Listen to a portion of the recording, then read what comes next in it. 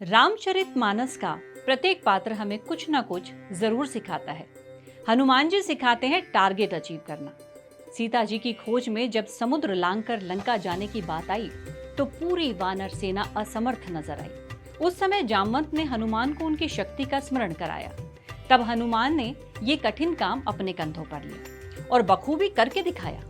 इस ओर से समुद्र लांघकर सीता जी के दर्शन तक के सफर में हनुमान के साथ कई घटनाएं घटी। सबसे पहले मैनाक पर्वत ने उनसे थोड़ा आराम करने को कहा, फिर परीक्षा लेने के लिए सुरसा आई, फिर समुद्र में रहने वाली सिंहिका राक्षसी का वध करना पड़ा, फिर लंका के द्वार पर लंकिनी ने रोका। उसके बाद विभीषण से मुलाकात हुई। तब विभीषण के बताए मार्ग पर चलकर उनको सीता जी के दर्शन हुए। इस पूरे घटनाक्रम से आज के जीवन में कई चीजें सीखने वाली हैं।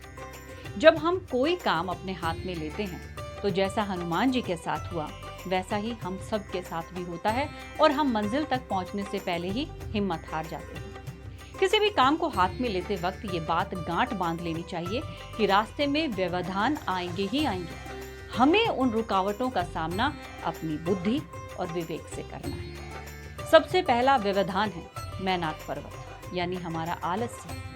हर कंपनी में दो तरह के कर्मचारी होते हैं। एक वो जो काम को हाथ में लेने के बाद तब तक शांत नहीं बैठते जब तक कि वो पूरा ना हो जाए, और दूसरे वो जो काम पूरा करने के लिए डेडलाइन का इंतजार करते हैं।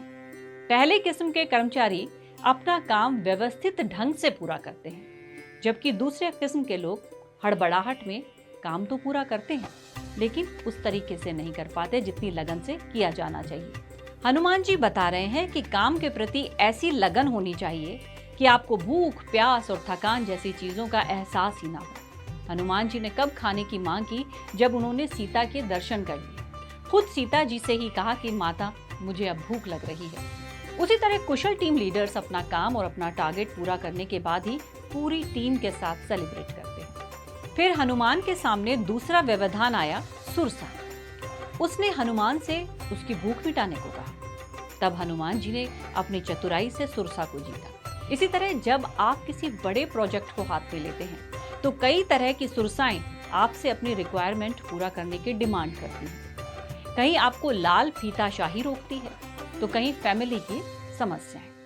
ऐसे में आपको अपने विवेक का इस्तेमाल करना है और कम समय वेस्ट करते हुए उनकी रिक्वायरमेंट को पूरा करना है, विनम्र आचरण रखना है और अपना ध्यान अपने टारगेट पर लगाए रखना है। इसके बाद हनुमान जी के सामने सिंहिका आई। सिंहिका आकाश में उड़ने वाले जीवों की परछाई को पकड़कर उनको खा लेती। वही काम उसने हनुमान जी के साथ भी किया। इस बार हनुमान ने बिना कोई समय बर्बाद किए उसका वध करना उचित समझा। ये जो सिंहिका है, ये आपके आसपास बिखरे अनवांटेड एलिमेंट्स हैं जो आपकी टांग खींचते रहते हैं या ऑफिस पॉलिटिक्स में आपको फंसाए रखते हैं। तो ऐसे लोगों की तरफ बिल्कुल ध्यान ना देते हुए, उनकी बात ना सुनते हुए उन्हें पूरी तरह से इग्नोर आपको करना है। अगर आप उनके साथ उलझेंगे तो नुकसान आपका होगा। फिर हनुमान का सामना लंकिनी से हुआ।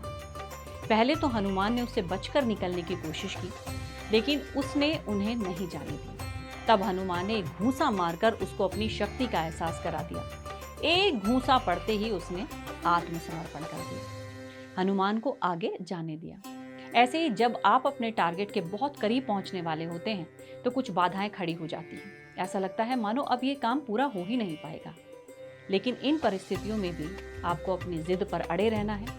अपनी आत्मशक्ति को जगाकर खुद में पॉजिटिव एनर्जी जनरेट करनी है। आपके अंदर जो पॉजिटिव अप्रोच है बहुत जरूरी है वो किसी भी टारगेट को अचीव करने के लिए। जब हनुमान लंका के अंदर गए तो सीता को खोज नहीं पाए। तब उनको विभीषण का घर दिखा। उसके आसपास के वातावरण से उन्होंने अंदाजा लगाया कि ये व्यक्ति सज्जन है, इससे मित्रता करनी चाहिए, ये जरूर मेरी मदद करेगा। फिर वही हुआ जैसा हनुमान जी ने सोचा था। विभीषण ने उनको सीता माता का सही पता बता दिया। बदले में हनुमान जी ने उन्हें राम जी से मिलवाने का आश्वासन दिया। इसी तरह जब हम किसी बड़े काम को हाथ में लेकर आगे बढ़ते हैं तो हमारे आसपास कई अच्छे और अनुभवी लोग भी होते हैं, लेकिन हम अपनी ईगो के चलते उनकी मदद लेना उचित नहीं समझते। हमें ऐसे लोगों को पहचान कर उनकी मदद लेनी चाहिए। इससे हमारी मंजिल हमको जल्दी मिल सकती है, वरना तो काफी समय बर्बाद होगा। लेकिन ये रिश्ता एकदम क्षणिक और स्वार्थ पर आधारित नहीं होना चाहिए। हमें ऐसे लोगों को लॉन्ग टर्म रिलेशन में लाना चाहिए।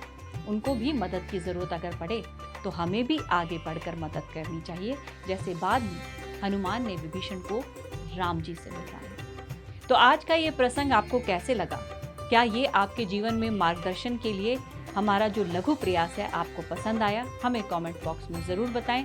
साथ ही हमारा चैनल सब्सक्राइब करना ना भूलें।